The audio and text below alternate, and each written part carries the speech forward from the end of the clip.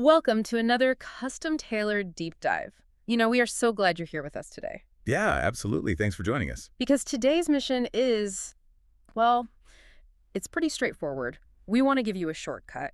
We're going to help you become truly well-informed about the hidden architecture of a good life. Which is such a massive topic. It really is. And to do this, we are looking at this incredibly rich, dense essay. It's just simply titled Day 84. It's a phenomenal piece of synthesis, really. I mean, this document pulls together insights from 15 different profound thinkers. 15 of them. Yeah, 15. You got these ancient spiritual texts like the Bhagavad Gita sitting right next to the biomechanics of an Olympic weightlifter. And Winston Churchill is in there, too. Right next to the childhood letters of Winston Churchill. It spans completely different eras and disciplines. It sounds chaotic on the surface, but when you really look at it, it all points to this one massive, uncomfortable truth. Very uncomfortable. Yeah, and that truth is, life simply will not cooperate with you. So the ultimate life hack is taking 100% responsibility for your own inner experience. Okay, let's unpack this. I mean, where do we even begin with a premise that heavy? Well, I think we have to start exactly where the essay starts, by basically shattering the fantasy of protection. Oh, right. Yeah, there's this heavy-hitting quote from Siddhartha early on that does exactly that. It says, we cannot spare our kids from the suffering we have gone through. Which is just quietly devastating to hear. It is. It says we can't prevent them from suffering altogether, because suffering and pain are just parts of life. I always think of it like trying to bubble wrap the people we love. Bubble wrap, exactly. Like if we just make enough money or plan perfectly, we can build this impenetrable fortress against pain, and realizing you can't is terrifying. Terrifying, sure, but the essay points out it's actually liberating.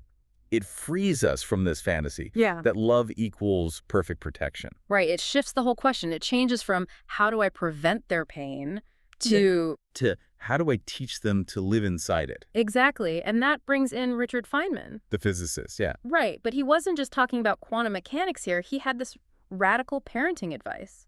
He really did. He didn't just teach physics. He taught that we shouldn't just aim for successful outcomes with our kids. Right. We actually have to teach them how to respond to failure. Because failure is guaranteed. Right. What's fascinating here is why Feynman's view is such a radical reorientation of our normal ambition. Right, because normally we just focus on the result. Exactly. Almost all of us organize our days around producing a successful outcome.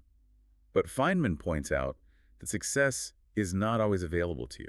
The universe definitely gets a vote. It does. You don't control all the variables. Yeah. But your response to what happens is always available. It's the one piece of real estate you actually own. Beautifully put. And the essay connects that idea beautifully to the Bhagavad Gita. Which is thousands of years old. Right. The Gita states that the disciplined mind is our best friend. Not your bank account, not your network, your disciplined mind. Because it's the one instrument no external force can take from you. Exactly. No economic crash or tragedy can seize your inner response. Okay, so Siddhartha tells us suffering is inevitable, and Feynman and the Gita tell us our response is our only real leverage. Right. But there's a huge trap here. I mean, if you build this incredibly disciplined mind over years and years, doesn't it eventually calcify? Oh, absolutely. That happens all the time. Like, how do you prevent that brilliantly disciplined mind from just becoming arrogant and closed off as you get older? That is the exact trap that ruins most successful people. And Robert Greene explores this through a historical anecdote about Mozart. Oh, this is such a good story. It really is. So late in his career, Mozart was already an undisputed legend, right? And he encounters Johann Sebastian Bach's music. Specifically his counterpoint music. Right, counterpoint. Let's quickly explain that, because counterpoint is, well, it's playing multiple, completely independent melodies at the exact same time. It sounds chaotic if you aren't used to it. Exactly. To Mozart, who was the king of the single perfect melody, counterpoint probably sounded wrong. It threatened his entire understanding of what good music was.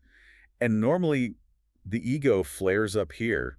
A master would just dismiss it as noise. But Mozart didn't do that. No, he essentially paused his ego. He spent nearly a year painstakingly absorbing Bach's counterpoint. A whole year just putting his own ego aside. Yeah. And the poet John Keats had a term for this. He called it negative capability. Negative capability. It's the capacity to intentionally suspend the need to judge and just sit with opposing viewpoints or mystery. Okay, wait, let me push back on this a little bit. Sure. Because suspending judgment sounds great in, like, a poetry class. Mhm. But in the real world, doesn't spending 10,000 hours mastering a skill naturally produce ego? It definitely produces certainty.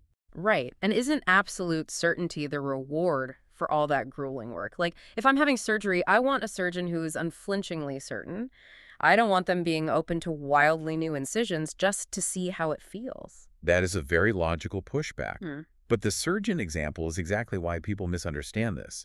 There's a massive difference between executing a skill and growing a skill. Oh, interesting. Yeah, in the moment of execution, you rely on certainty. But if you carry that certainty to the rest of your life, it's a disease. A disease. Certainty is the greatest disease the mind faces because it instantly stops growth. You have to temporarily entertain opposing views to grow. Which brings in that Anthony DeMello parable. Yes, the parable of the unenlightened heart. The master asks his disciples what's more important, wisdom or action. And they all say action because sitting on a mountain doing nothing isn't helpful. Right, they agree action is better. But the master asks, what use is action proceeding from an unenlightened heart? Wow. So if you translate that to, like, an executive or a parent, if your heart is closed off and you're rigidly certain, You're just bulldozing people. you're executing your own ignorance at high speed. Exactly. Mozart wasn't passive. He acted with tremendous force, but with an open, enlightened heart. Okay, so we need our minds to be totally open and fluid. But, and here's the paradox from the essay, to achieve that mental freedom, you actually need intense, rigid constraints. The paradox of freedom, yeah. Hmm. Peter Ralston points out that understanding the limits of movement is what gives you real freedom of movement. And I love how they ground this in the physical world with Tommy Kono. The Olympic weightlifter. Right. Kono said explosive power doesn't come from your arms flailing around. It originates in the hips and lats, a deeply stable, rooted core. You need that physical constraint to create power. Here's where it gets really interesting. Think of a medieval catapult. Okay. You cannot launch anything with massive dynamic power unless you have a heavily weighted, entirely immovable base anchoring it to the ground. Because if the base moves, The whole machine just shatters under its own torque. that is a perfect analogy. And it shifts us from physical constraints to behavioral ones. Napoleon Hill talked about this. With willpower, right? Yeah, he said willpower alone basically always fails. It takes a habit to replace a habit. So you can't just wish away a bad pattern. No, you have to build a better structure to literally crowd the old one out. And Simon Sinek mentions that stepping through those small habit changes isn't a compromise. It's the method. It's the only way to cross the gap to who you want to be. So we've built our catapult core. We've replaced bad habits with structure. Right. How does this disciplined open mind actually interact with the unpredictable world? Well, turns out you have to manufacture your own luck. Which sounds like an oxymoron. It does. But Arnold Palmer used to say, the more I practice, the luckier I get. And the essay pairs that with Kyle Bass, the financial investor. Yes, Bass is famous for making asymmetric bets against the crowd's consensus. Let's define asymmetric bets for you listening. It basically means the potential upside is huge, but the downside is tiny.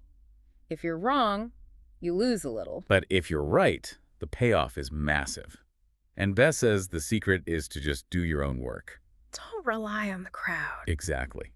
And the essay has this anonymous umbrella metaphor to explain this. Oh, the umbrella. I love this. It says, luck shines on everyone like rain, but you have to be looking up. You can't hold an umbrella over your head. Right, because why do we hold umbrellas? We hold them to protect ourselves.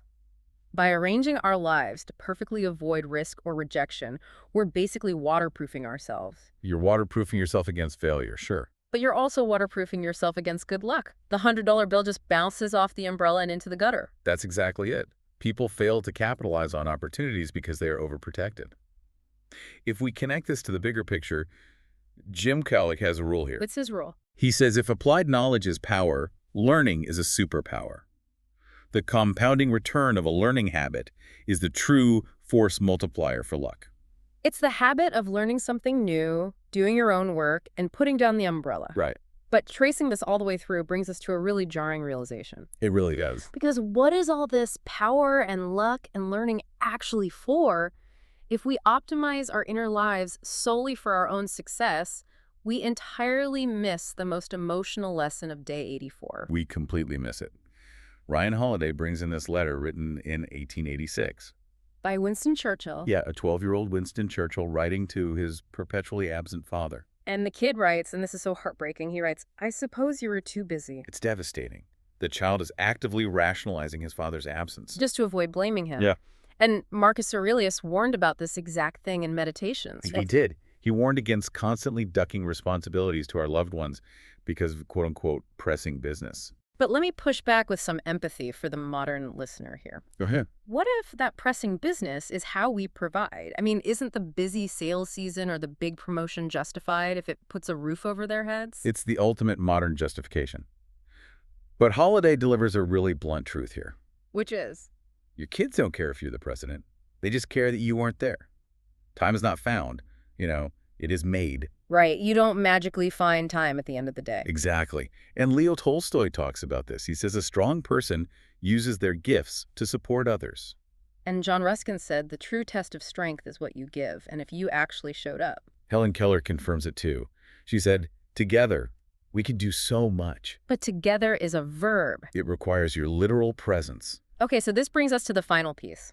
After all this high-level philosophy and deep parenting guilt, how do we practically execute this on a random Tuesday? Well, there's this random, unexplained hinge question sitting right in the middle of the essay. Oh, yeah. What's the good word? Exactly.